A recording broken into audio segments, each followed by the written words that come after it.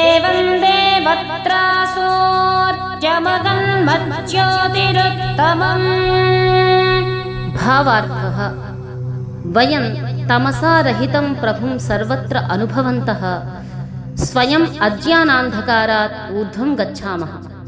ज्योतिर्मयं प्रभुं परितः पश्यन्तः वयम् उत्तरम् आरोहामः। सकलजगतः उत्पादकं सूर्यादिप्रकाशकेषु देवं प्रकाशयितारं ज्योतिः स्वरूपं प्रभुं सर्वतः अनुभवन्तः वयम् अत्यन्तम् ऊर्ध्वम् उत्तिष्ठामः। अस्मिन् मन्त्रे उपासकस्य उपासनायाः क्रमशः प्राप्तव्याः स्थितयः निर्दिष्टाः। प्रथमावस्थायाम् उपासकस्य हृदये निगूढम् अविद्यारूपम् अन्धकारं विनश्यति। द्वितीयावस्थायाम् उपासकस्य हृदयं ज्ञानसूर्येण प्रकाशेन परिपूर्णं भवति। तृतीयावस्थायां तु उपासकः उपास्यस्य गुणान् स्वान्तःकरणे पूर्णतया धारयित्वा स्वयं तद्रूपो भवति। उपासक उपास्ययोः भेदः अपगच्छति। एतां परां काष्ठां प्राप्य तस्य कृते न किञ्चित् उपास्यं परिशिष्यते, यतः अधुना प्रापणीयं किमपि नास्ति। इयमेव सा स्थितिः या अध्यात्मशास्त्रे ब्रह्मविद् ब्रह्मैव भवति। पदार्थ उत ऊपर वयम हम तमसः अंधकार से परि रहित स्वः प्रकाश स्वरूप परमेश्वर को पश्यन्तः देखते अनुभव करते हुए उत्तरम अधिक ऊपर देवम देव को देवत्रा देवों में सूर्यम सकल जगत उत्पादक को अगन्म प्राप्त होवे ज्योति प्रकाश स्वरूप को उत्तमम अत्यधिक ऊपर। भावार्थ हम अंधकार से रहित प्रभु को अपने सब ओर अनुभव करते हुए स्वयं अंधकार से ऊपर उठते हैं। प्रकाश स्वरूप परमेश्वर को अपने चारों ओर अनुभव करते हुए अधिक ऊपर उठते हैं। सकल जगत के उत्पादक भौतिक देवों सूर्यादि प्रकाशकों में देव प्रकाश करने वाले ज्योति स्वरूप परमेश्वर को अपने सब ओर अनुभव करते हुए अत्यधिक ऊपर उठते हैं। इस मंत्र में उपासक को उपासना द्वारा क्रमशः प्राप्त होने वाली स्थितियों का निर्देश किया है। प्रथम स्थिति वह है जब उपासक के हृदय में छिपा अविद्या अंधकार नष्ट हो जाता है। दूसरी स्थिति वह होती है जब उपासक का हृदय विद्यारूपी सूर्य के प्रकाश से परिपूर्ण हो जाता है। तृतीय स्थिति वह होती है जब उपासक उपास्य के गुणों को अपने भीतर पूर्णतया धारण करके स्वयं तद्रूप हो जाता है। उपास्य उपासक का भेद दूर हो जाता है।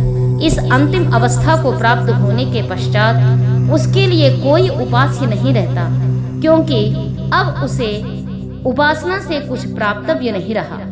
यह वह स्थिति है जिसे अध्यात्म में ब्रह्मविद् ब्रह्मैव भवति, ब्रह्म को जानने वाला ब्रह्म के समान ही हो जाता है, ऐसा कहा जाता है। पदार्थము उत పైన వయం మేము తమసః అజ్ఞానాంధకారము నుండి పరి విడిచి రహితముగా స్వః ప్రకాశస్వరూపుడైన పరమేశ్వరుడు పశ్యంతః చూచుచు అనుభవించుచు ఉత్తరం అధికముగా పైన దేవం ప్రకాశించు దేవుని దేవత్ర దేవతలయందు సూర్యం జగత్తును సృష్టించు వానిని అగన్మ పొందుదుముగాక జ్యోతి ప్రకాశస్వరూపుని ఉత్తమం సర్వోన్నతమైనది. భావార్థము మేము అంధకారరహితుడగు ప్రభువును సర్వత్ర అనుభవించుచు స్వయముగా అజ్ఞానాంధకారము నుండి ఊర్ధ్వగతుల మగుచున్నాము. ప్రకాశస్వరూపుడైన ప్రభువును మా చుట్టుప్రక్కల అనుభవించుచు మరింత పైకి లేచుచున్నాము.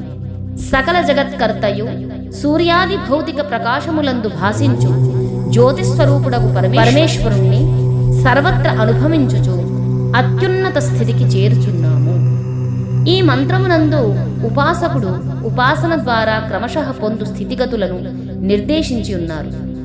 ప్రథమ స్థితి అనగా ఉపాసకుని హృదయమునందలి అజ్ఞానాంధకారము నశించుట. ద్వితీయ స్థితి అనగా ఉపాసకుని హృదయము విద్యాసూర్యుని ప్రకాశముతో పరిపూర్ణమగుట తృతీయ స్థితి అనగా ఉపాసకుడు ఉపాస్య గుణములను తన యందు పూర్తిగా ధరించి తద్రూపుడవుట.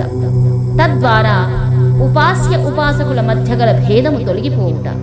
ఈ అంతిమ స్థితిని పొందిన పిమ్మట సాధకునకు అన్యము అదృశ్యమైన ఉపాస్యము లేదు.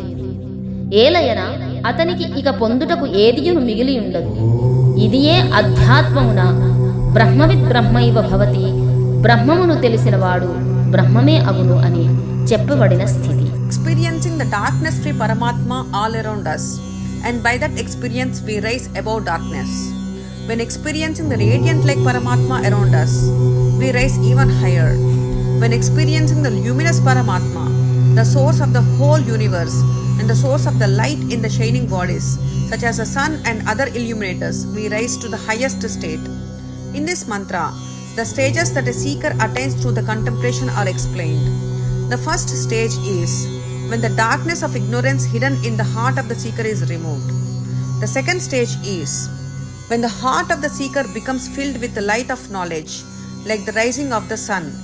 The third stage is when the seeker fully takes into oneself the qualities of the one contemplated. Then the seeker becomes of the same nature as that of reality, and the difference between the contemplator and the contemplated disappears.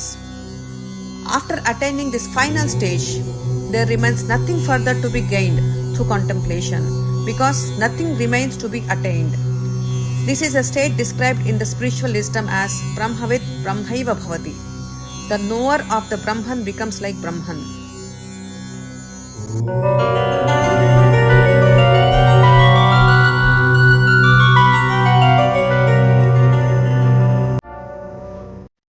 Suprabhatam, नमस्ते जी।